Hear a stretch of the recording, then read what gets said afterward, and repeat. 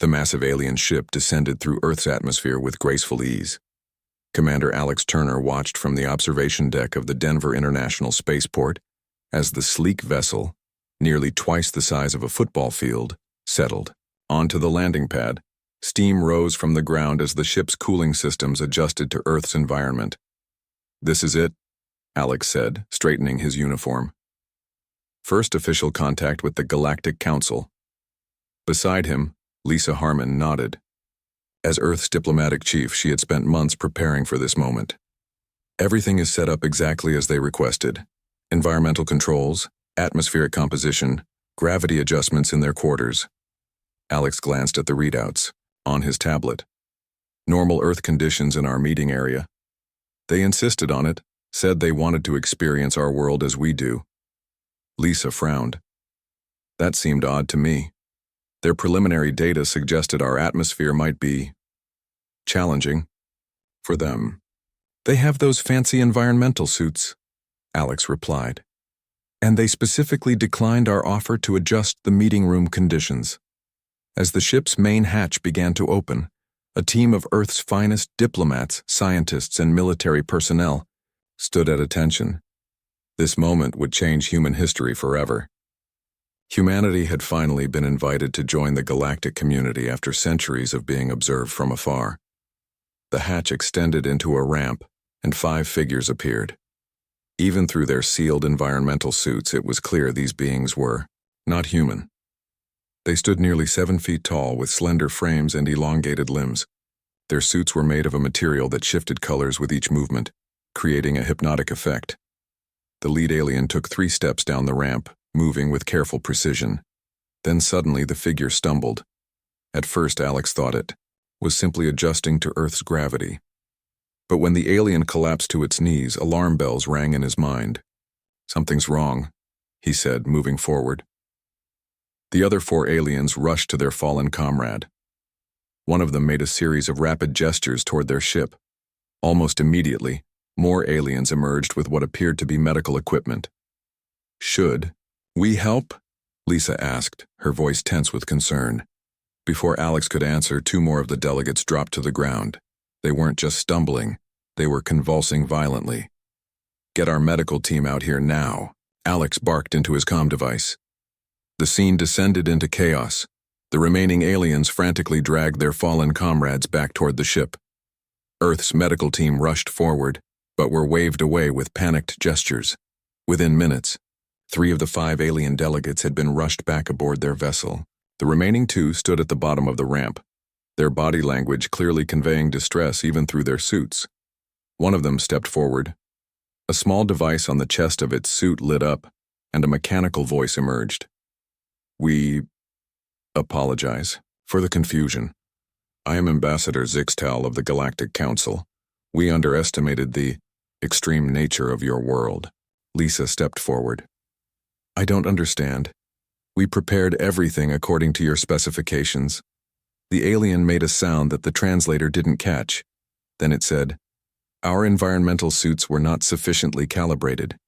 Your world is more intense than we anticipated." Alex frowned. "Intense? In what way?" "Your gravity, for one," said Zixtal. "It is crushing to most galactic species. And your atmospheric pressure, the radiation levels from your sun, even the trace gases you consider harmless." The second alien approached, moving with visible effort. "What you consider normal, most species in the galaxy would find immediately fatal. We thought our suits would compensate, but we underestimated." Lisa and Alex exchanged shocked glances. "Are your people going to be okay?" Lisa asked. "They are receiving treatment," Zixtal said. "But we must modify our approach.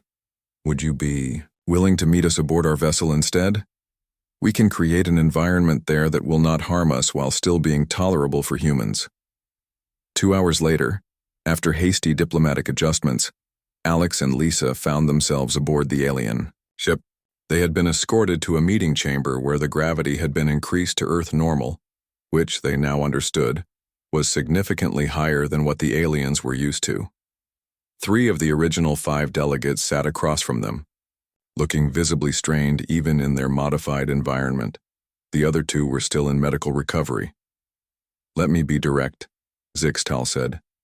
Your planet is classified in our records as a death world.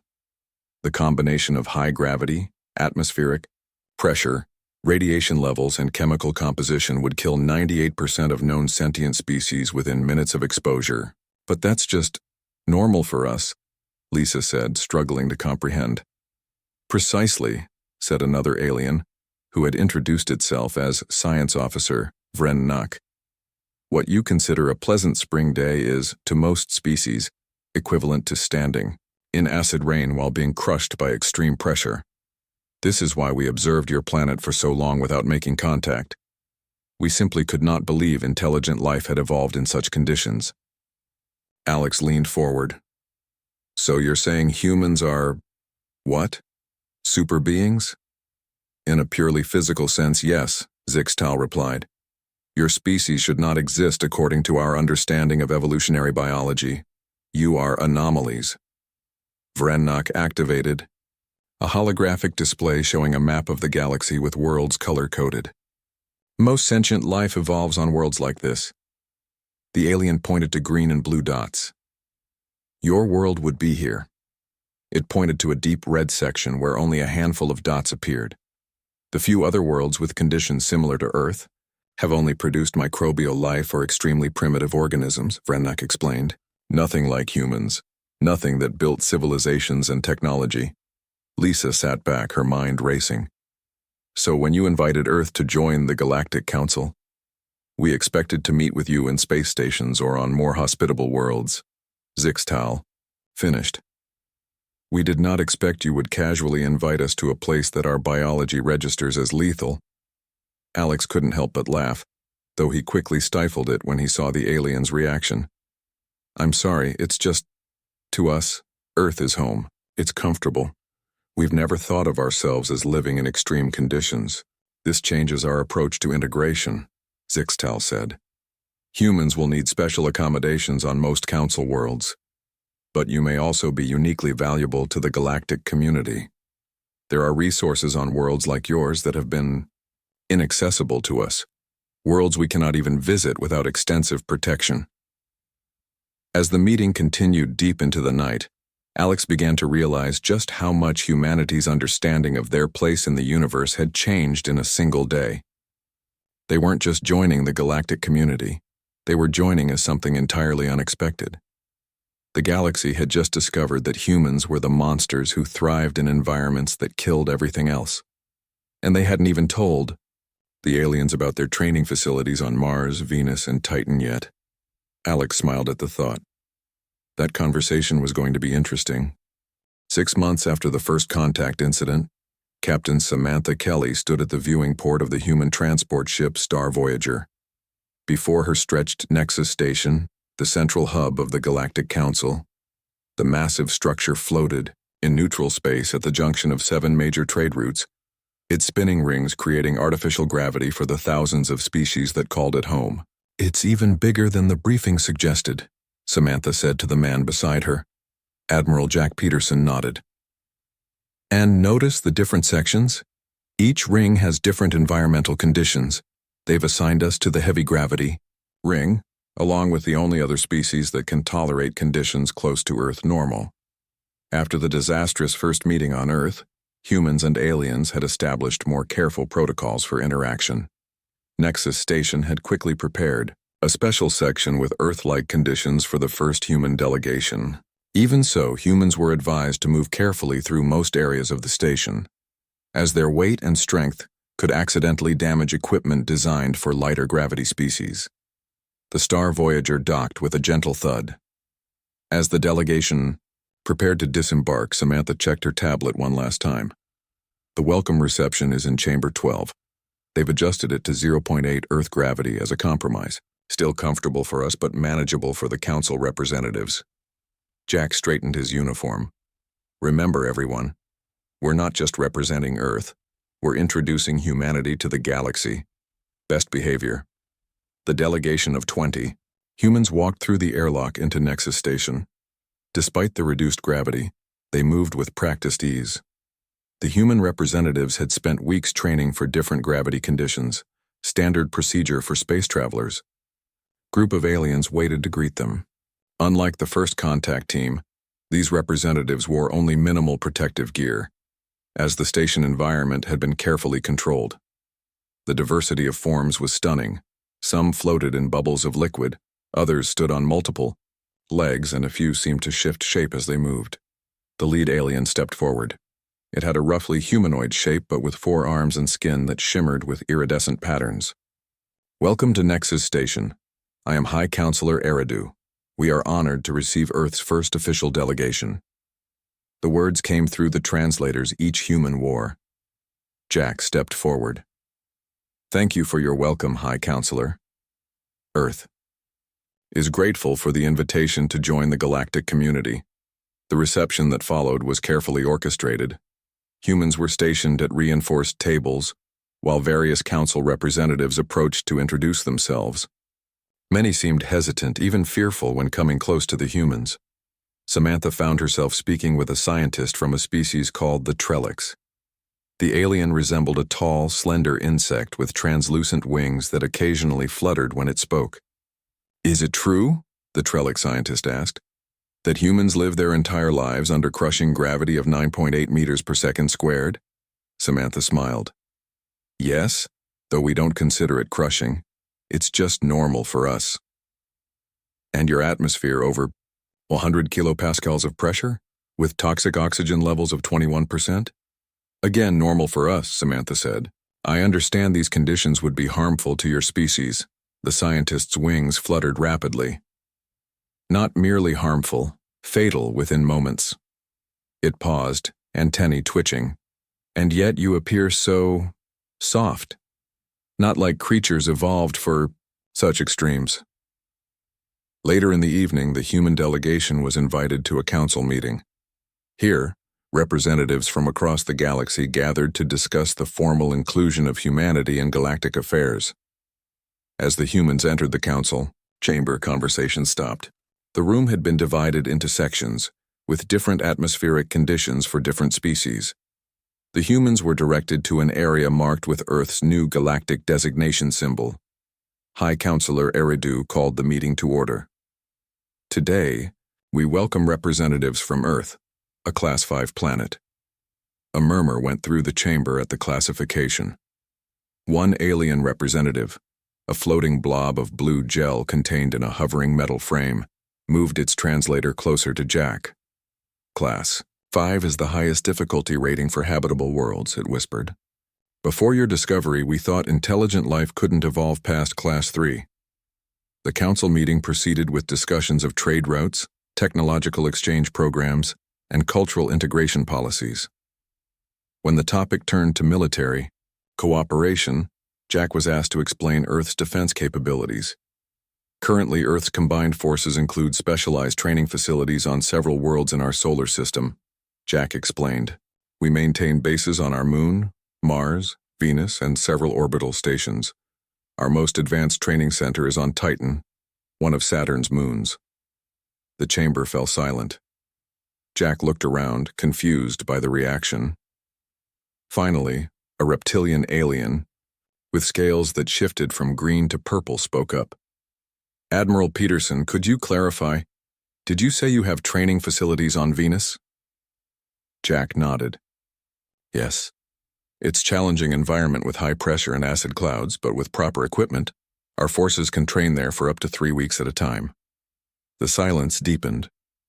Then the council chamber erupted into a cacophony of voices and translator outputs. High Counselor Eridu had to use a sonic device to restore order. "Admiral," Eridu said, voice carefully controlled, "Venus is classified as a Class 7 death world. The surface pressure is over 90 times that of Earth, which is already at the limit of survivability for most species. The temperature exceeds 460 degrees Celsius. The atmosphere is primarily carbon dioxide with clouds of sulfuric acid." Jack nodded. "Yes, that's correct. That's why we use it for extreme environment training. It helps prepare our forces for worst-case scenarios." "You train in environments we classify as instantly lethal?" asked Council Elder Vreen-Da, an ancient being who appeared as a swirl of light inside a containment field. "Of course," Jack replied. increasingly confused by their reactions. How else would we prepare for different combat scenarios? Mars has low gravity and thin atmosphere, good for practicing space combat. Venus helps with pressure and heat resistance. Titan lets us work with cryogenic conditions. Samantha noticed the growing discomfort in the room. She quickly accessed her tablet, pulling up galactic classification standards. Her eyes widened as she read. "Admiral," she said quietly, "according to these records, Mars is Class 6, Venus is Class 7, and Titan is Class 6.5. No known Council species has ever established a permanent presence on worlds above Class 5. They're considered instant death zones." Jack blinked. "But we've had research stations on Mars for 15 years. The news spread through the Council chamber rapidly. Humans didn't just survive on a death world. They deliberately sent their people to train on planets that would kill any other known species instantly." High Counselor Eridu's skin patterns shifted to deep blue.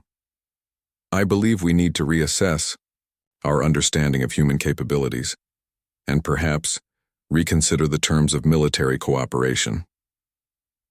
As the council meeting adjourned in disarray, Samantha caught snippets of conversation from passing aliens. They train in acid clouds for fun. Their entertainment includes jumping from high places. They consider crushing pressure a challenge, not a death sentence. Samantha looked at Jack. "I think we just changed how the galaxy sees humanity." Jack nodded slowly. "And I haven't even told them about our deep-sea training facilities yet." Dr. Olivia Wright never expected to become a galactic celebrity. As a xenobiologist from Earth's Exobiology Institute, she had joined the human delegation to the Galactic Science Academy to share research and learn about alien life forms. Instead, she found herself the center of attention, with her research on human adaptability becoming the most studied document in Council space. Olivia stood at the podium in the Academy's main lecture hall. The room had been modified to accommodate her Earth-normal needs while allowing other species to observe from safe distances. More than 500 scientists from across the galaxy watched either in person or through video feeds. "To understand humans," Olivia began, "you must understand Earth. Our planet has extreme seasonal variations, with temperatures ranging from -50 to +50 degrees Celsius in habitable regions. We evolved to adapt to these changes." She displayed images of Earth's diverse environments: frozen tundra, scorching deserts, humid rainforests, and high mountains. Humans evolved redundant biological systems. For example, we have 2 lungs, 2 kidneys, and a liver that can regenerate. Our bones are denser than most galactic species, designed to support our mass under Earth's high gravity. An alien scientist raised a tentacle-like appendage. "Is it true that humans can continue functioning after losing significant amounts of blood or even entire organs?" Olivia nodded. "Yes. Humans can lose up to 40% of their blood volume and survive with medical intervention. We can live with 1 lung, 1 kidney, or partial liver function." Murmurs rippled through the audience. "But perhaps our most unusual adaptation is our thermal regulation system," Olivia continued. "Humans cool themselves by secreting water through millions of specialized glands in our skin. This sweating allows us to remain active in temperatures that would overheat most species." She didn't fully grasp how this information was changing the galaxy's perception of humanity. While she saw her presentation as a straightforward explanation of human biology, the alien scientists saw it as a terrifying revelation about a species that could survive conditions they considered unsurvivable. Across the station in the military sector, Council military strategist Krelvan watched footage of human Marines training in Jupiter's crushing gravity, using only lightweight exoskeletons. The soldiers performed combat maneuvers that would instantly kill Krelvan's species, even with the most advanced protective gear. "They're not just survivors," Krelvan told the Security Council. "They're biological tanks compared to our species. A single unarmed human could accidentally kill a Thoraxian warrior just by patting them on the back." The Security Council consisted of military leaders from the 12 most powerful species in the galaxy. They watched the training footage with growing concern. "Look how casually they handle temperature extremes," said General Zhu, a reptilian commander. That Marine just plunged his hand into freezing water to retrieve equipment. The tissue damage alone should be catastrophic. Their military doctrine reflects this resilience, Krelvon noted. Human tactics often involve enduring conditions that would kill our forces. They don't need the same level of environmental protection we do. Meanwhile, on the public levels of Nexus Station, Earth's ambassador Daniel Clark was unaware of these discussions as he negotiated humanity's position in galactic affairs. He sat across from Trade Minister Elil, a floating gas bag creature that changed colors as it spoke.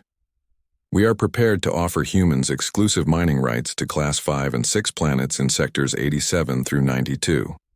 Elil said, its surface turning a deep purple of excitement. No other species can safely operate in those environments. Daniel reviewed the star charts on his tablet. These planets are rich in heavy metals and rare minerals, correct? Correct. Resources we cannot access due to the extreme conditions. Elil pulsed yellow. For us, sending a mining team to such worlds would be a suicide mission. For humans, it would be, what is your phrase, a walk in the park? Daniel smiled. Not quite that simple, but yes, with proper equipment, humans could establish mining operations there. What Daniel didn't know was that ordinary videos of human life on Earth had gone viral across the Galactic Information Network. Footage of children playing in snow, freezing temperatures that would kill most aliens had been viewed billions of times. Clips of humans swimming in oceans, crushing pressure, corrosive saltwater, and dangerous currents by alien standards were being studied by xenobiologists across Council space. In her quarters that evening, Olivia received a call from Captain Samantha Kelly. You've become quite popular, Doctor.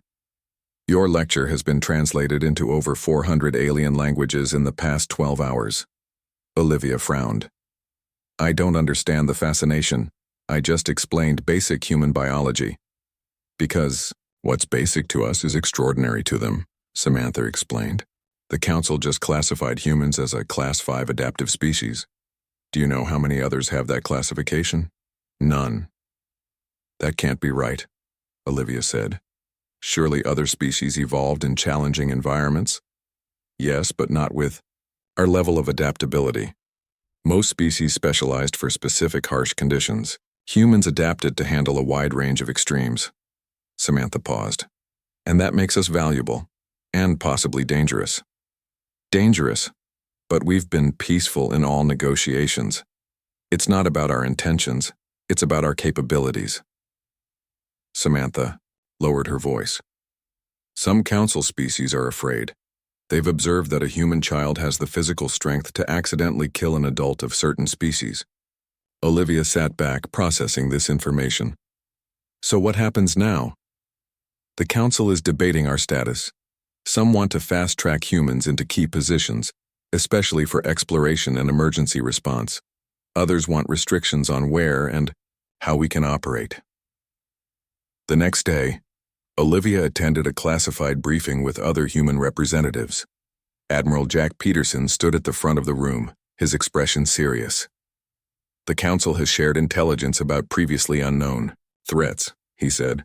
There are regions of space with conditions even more extreme than Earth, places the Council species cannot go even with their most advanced technology. Some of these regions have shown signs of intelligent activity. Are you saying there might be other species like us out there? Daniel asked. Possibly, Jack replied. Or perhaps something else entirely. The point is, humanity is being asked to explore these regions. We're the only ones who can. Olivia raised her hand. But that changes our position in the galaxy. We'd be going from newcomers to frontline explorers overnight. Jack nodded. Exactly, which is why we need to be careful about how we proceed. The Council is already calling us Deathworlders. That reputation has benefits and risks. As the briefing continued, Olivia's mind raced with possibilities. Humans had always seen themselves as fragile beings in a hostile universe. Now they were being viewed as super beings, biological marvels capable of surviving conditions that killed others instantly. The galaxy was changing its view of humanity, and humanity would need to change its view of itself in response. 1 year after first contact, Humanity faced its first major diplomatic crisis. Colonel Ryan Foster stood before the United Earth Council in their temporary headquarters on Nexus Station. The large chamber had been specially constructed to Earth normal standards, allowing human representatives to work comfortably while discussing their new role in galactic politics. "The situation is unprecedented," Ryan said, gesturing to the holographic display behind him. "We've received formal requests from 17 frontier worlds asking for human military assistance against raiders. They're offering payment that, frankly, borders on the absurd." Council President Elena Martinez leaned forward. "Absurd how?" "For what they're asking, the compensation is astronomical. The planet Viridian is offering mining rights to an entire continent rich in rare elements just for a 6-month deployment of 20 human soldiers." Diplomat Kate Murphy raised her hand. "That seems excessive for such a small force." "Not when you consider the mission details," Ryan explained. "Viridian is under attack by raiders operating from a nearby moon with environmental conditions classified as Class 6. No Viridian forces can survive there, but for humans with standard gear it would be challenging but manageable." President Martinez frowned. "So they want us to do what they consider suicide missions?" "Exactly. And this isn't an isolated case." Ryan swiped through several mission requests. "Frontier Colony needs help repairing orbital station in high radiation zone. Mining operation wants security for deep gravity sites. Research team needs assistance retrieving data from volcano-based sensors." The council chamber buzzed with quiet conversations as the implications became clear. In just 1 year, humanity had gone from newcomers to the most sought-after specialists in the galaxy. "The ethical question is obvious," said Kate. "Is it exploitation to accept payment for tasks humans find relatively easy but aliens consider fatal? Or is it our responsibility to help?" Ryan nodded. "These missions would be routine training exercises for our forces. The environments these aliens consider impossible are just Tuesday for us. But the payment they're offering suggests desperation." Defense Secretary Alan Brooks spoke up. "We need to be careful. If we agree to all these requests, we'll be spreading our forces thin across dozens of systems. And we don't fully understand all the political dynamics at play yet." The debate continued for hours. Some council members argued for accepting all requests at market rates, building Earth's wealth and influence. Others worried about humans becoming galactic mercenaries, selling their biological advantages to the highest bidder. Meanwhile, in a different part of Nexus Station, a small group of human extreme sports enthusiasts had unwittingly caused an interstellar incident. 5 vacationers from Earth's Adventure Tourism Association had filed a request to visit Vorkalis, a tectonically active planet with surface temperatures approaching 500 degrees Celsius. Station Security Chief Jorlath, a crystalline entity that communicated through light patterns, confronted the group in a specially reinforced meeting room. "You cannot go to Vorkalis," Jorlath's translator stated firmly. "It is quarantined as a Class 7 death world." Steve Johnson, the group's leader, looked confused. "We checked the regulations. There's no explicit ban on visiting. We just need to register our flight plan, because no species has ever requested to go there for fun." The aliens' crystals flashed in patterns indicating distress. "The surface is molten rock, the atmosphere is toxic gas. The gravity is 1.4 times Earth standard." Linda Chen, another member of the group, nodded. "We know. That's why we brought our heat suits and breathing gear. We've all trained in similar conditions on Earth. Mount Kilauea in Hawaii has active lava flows we've hiked near." "You deliberately go near molten rock for entertainment?" The security chief's translator seemed to struggle with the concept. "It's an adventure vacation," Steve explained. "We've got 2 weeks off work and we thought we'd try something new.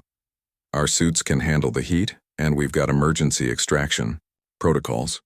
News of the humans' request spread quickly through Nexus Station. By evening, a crowd of alien observers had gathered outside the security office, trying to glimpse the Death World tourists who considered a visit to a planet of liquid fire to be a recreational activity. Back in the Earth Council chamber, Kate, Murphy was presenting her solution to the mercenary dilemma. "We established the Human Environmental Specialist Corps," she explained. "Not military, not mercenary. We position ourselves as environmental specialists who share our unique abilities as partners in the galactic community." "How does that differ from just selling our services?" asked Secretary Brooks. "Intent and structure," Kate replied. "We set standard rates based on mission difficulty, not on how desperate the client is. We prioritize humanitarian missions. We require knowledge sharing in return. They teach us about galactic culture and technology. We teach them about adapting to extreme environments." President Martinez nodded slowly. "A partnership model rather than a transactional one." "Exactly, and we include a training component. Where possible, we don't just do the job for them. We help develop technologies and techniques that might allow other species to operate in more extreme environments, even if they can't match our biological advantages." The proposal gained support around the room. It presented humans not as mercenaries selling their physical capabilities, but as teachers helping the galaxy push its boundaries. As the council session ended, an urgent message arrived from station security. President Martinez read it and sighed. "It seems 5 humans have requested permission to vacation on a lava planet. They're calling it an extreme hiking trip. Station security is having a collective meltdown." Ryan couldn't help but laugh. "I guess not all human-alien interactions will be official." "This is actually important," Kate said. "How we handle this sets a precedent. If we treat our abilities as nothing special, just our normal, the galaxy will follow our lead." The next day, Kate visited the adventure tourists in their quarters.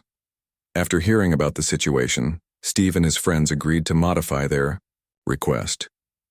Instead of a purely recreational trip, they would partner with a Galactic Science Academy team to collect samples and data from Vorkalis that had never been accessible before. "We still get our extreme vacation," Steve said. "And they get scientific readings from a world they've never been able to study up close. Everybody wins." As Kate left their quarters, she passed a viewing lounge where dozens of alien tourists were watching a human child eating ice cream, frozen food that would cause immediate tissue damage to most species. The ordinary human activity had become an exotic spectacle. Kate smiled to herself. The galaxy was learning that humans weren't just physically different. They had a unique perspective on what counted as dangerous. And that perspective might be just as valuable as their biological adaptations. As humanity integrated into galactic society, not all reactions were positive. The Dravak Imperium, a militaristic species that had dominated through technological superiority rather than biological advantage, viewed humans with growing alarm. Their sleek warships patrolled the edges of council space, their movements increasingly aggressive near human transport routes.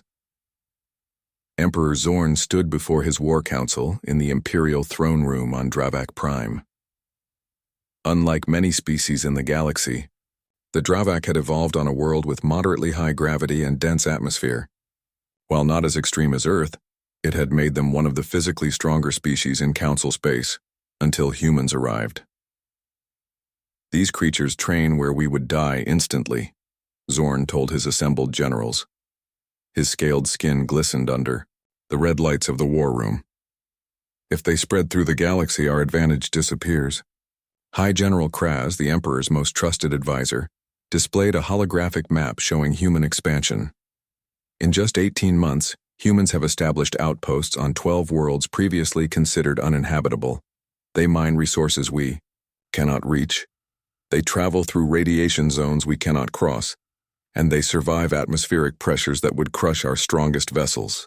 "What of their military capability?" asked Zorn. "Limited in numbers but concerning in potential," Kraz replied. "Their ships are primitive compared to ours, but their troops require minimal life support. Where our soldiers need complex environmental suits to survive even minor atmospheric variations, humans can operate in a wide range of conditions with simple equipment." Emperor Zorn paced around the holographic display. "Can we match them technologically? Create suits that would allow our forces to operate in similar conditions?"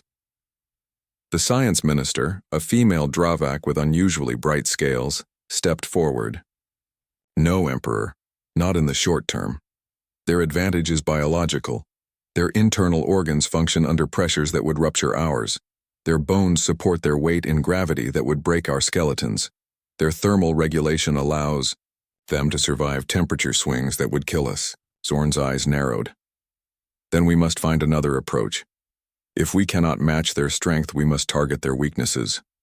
Meanwhile, far from the Dravak throne world, NASA engineer Kevin Hayes floated inside Jupiter Station, the most advanced human outpost in the solar system. The massive structure orbited the gas giant at a distance that allowed it to harness valuable atmospheric elements while remaining safe from the worst of the planet's radiation and gravitational effects. Kevin had been monitoring communications across the sector when he noticed an unusual pattern. Certain encrypted transmissions were being bounced between relay points in a way that suggested someone was trying to hide their origin. He brought up the data on his terminal and applied a new decryption algorithm the Galactic Council had shared with Earth's security forces. Fragments of the messages appeared, most still garbled, but a few phrases stood out. Human biological response to compound XJ7. Vulnerability in respiratory system when exposed to test site prepared. On Colony World, Kevin's brow furrowed. He copied the data and took it directly to Security Chief Nicole Bennett, who had been assigned to Jupiter Station after serving with Earth's first contact team. It's definitely concerning, Nicole said after reviewing the intercepts. These look like Dravak communication protocols, though they've modified their encryption. The fragments mention human biology and what sounds like some kind of testing, Kevin pointed out. Do you think they're developing something to use against us?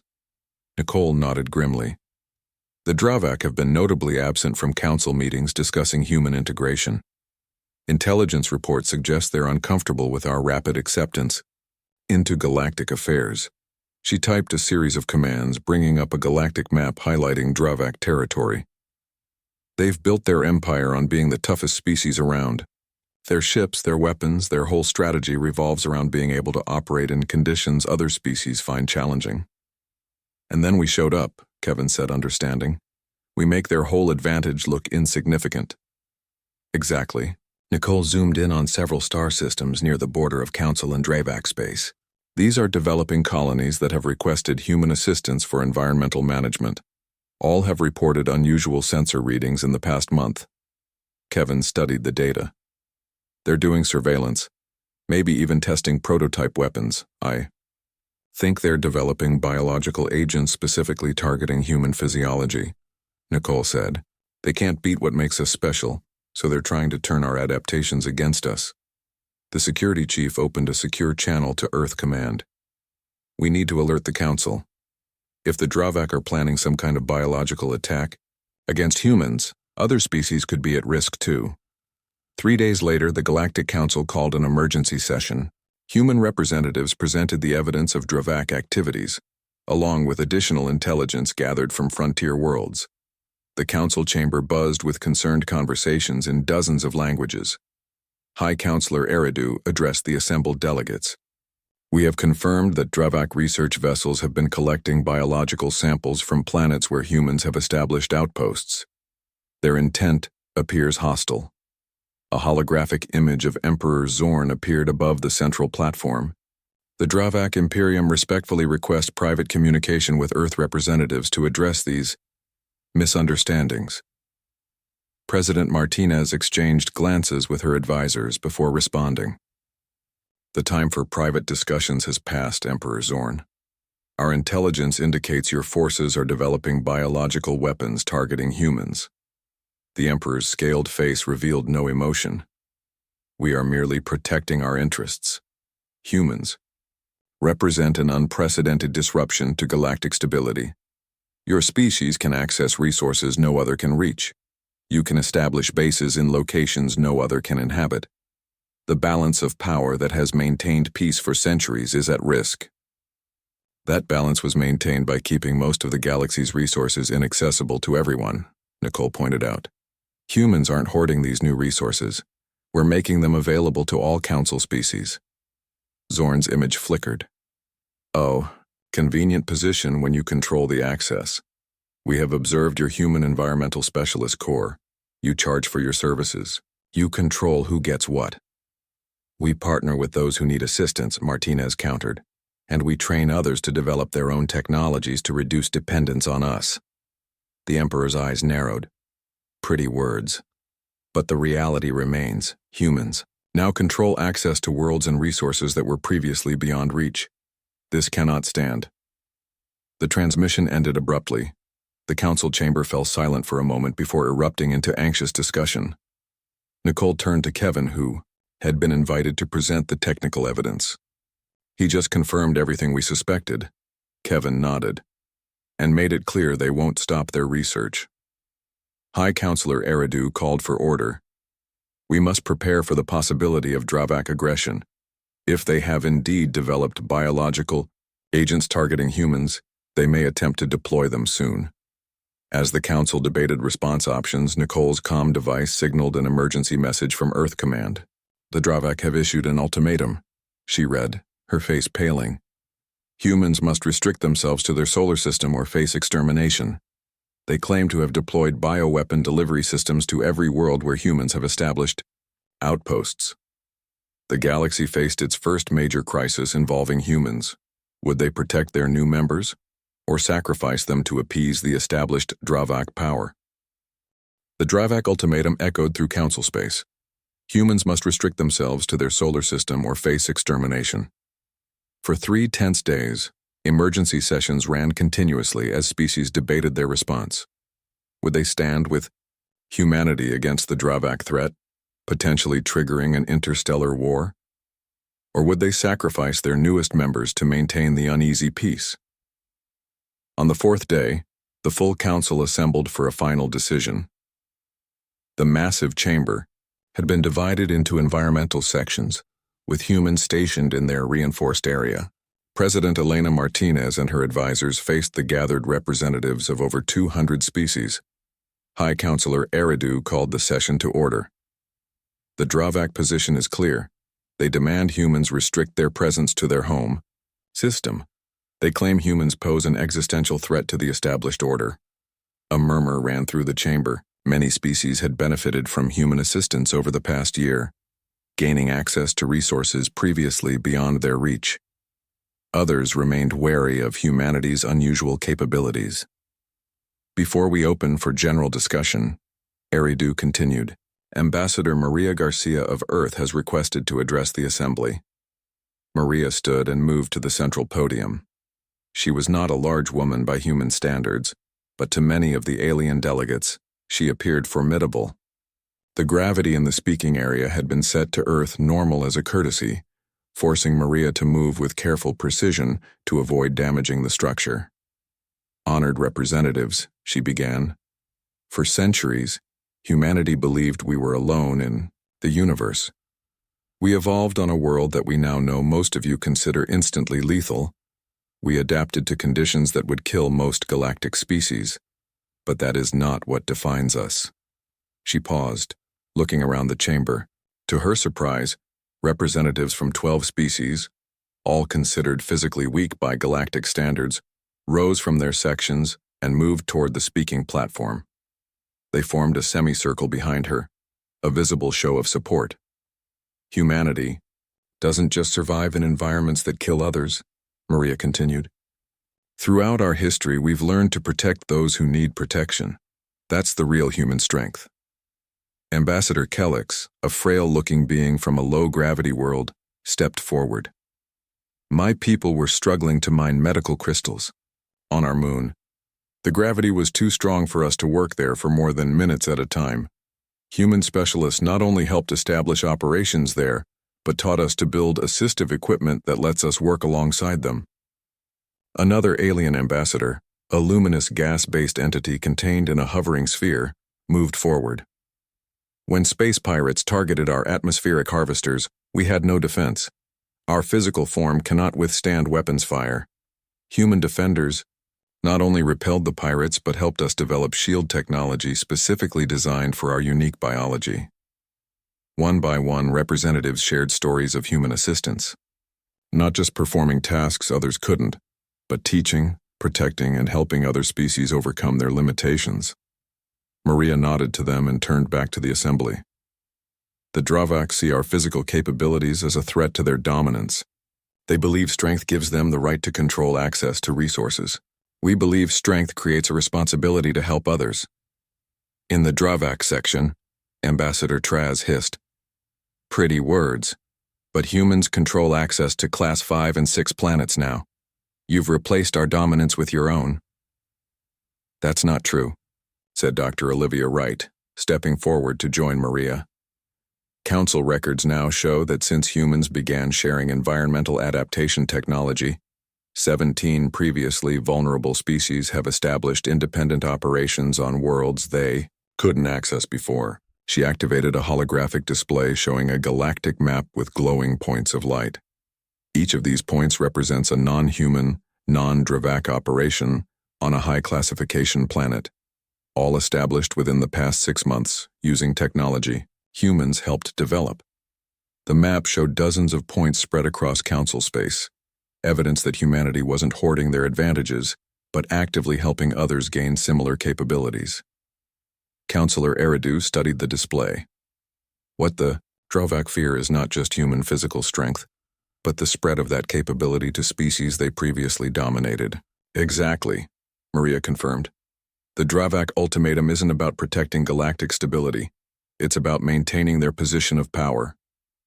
In the Chamber's command center, Kevin Hayes and Nicole Bennett worked frantically with a team of Council security experts. They had spent days analyzing the Dravak bioweapon threat. "We've traced signals to delivery devices on 14 worlds," Kevin reported. "They appear to be designed to release airborne compounds specifically targeting human respiratory systems." "Can we neutralize them?" asked Nicole. A Council technician, a spider-like being with multiple appendages working across several interfaces simultaneously, chittered an affirmative. "We've matched the signal patterns. A coordinated burst on these frequencies should disable them." "Do it," Nicole ordered. On the main floor, the debate continued. Ambassador Traz of the Dravak remained defiant. "Your claims are irrelevant.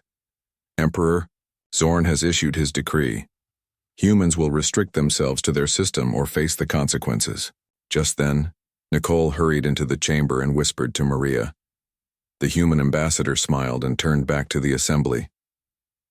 "The Dravak bioweapon delivery systems have been neutralized," she announced. "And we've located their research facility, where the weapons were developed."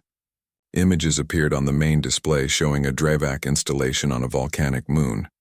In the footage, a team of environment-suited humans worked alongside several non-human species to secure the facility.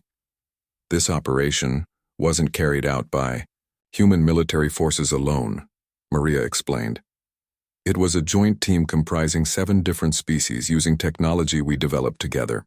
The environment would kill most species instantly, but together we overcame that limitation. On a remote moon training facility far from the council chamber, Officer Greg Patterson watched a group of alien cadets struggle through what humans considered basic drills. The facility had been established to train non-human species in surviving and operating in more extreme environments. One cadet, a delicate-looking being with translucent skin, stumbled and fell. Greg immediately helped them up. "The galaxy expected monsters from a death world," Greg told the alien trainee. "Instead, they got teachers. That's the human way." Back in the council chamber, the vote was nearly unanimous. The Dravak ultimatum was rejected. The council would stand with humanity and demand the Imperium cease its threats. More significantly, the council approved an unprecedented alliance. Humans would share their environmental adaptation technology with other species, while the combined scientific knowledge of the galaxy would help protect humans from biological attacks. 1 week later, a joint human-alien team completed a rescue mission on a volcanic planet, extracting researchers trapped when their facility was damaged by an eruption. The team comprised humans and representatives from 4 other species, each using technology that compensated for their biological limitations. As both groups celebrated their success, Captain Samantha Kelly watched with satisfaction. When she had first visited Nexus Station, Aliens had been terrified by humans' physical capabilities. Now they worked together, each contributing their unique strengths. The galaxy was beginning to understand. Humanity's greatest adaptation wasn't surviving deadly environments. It was their ability to help others survive them too.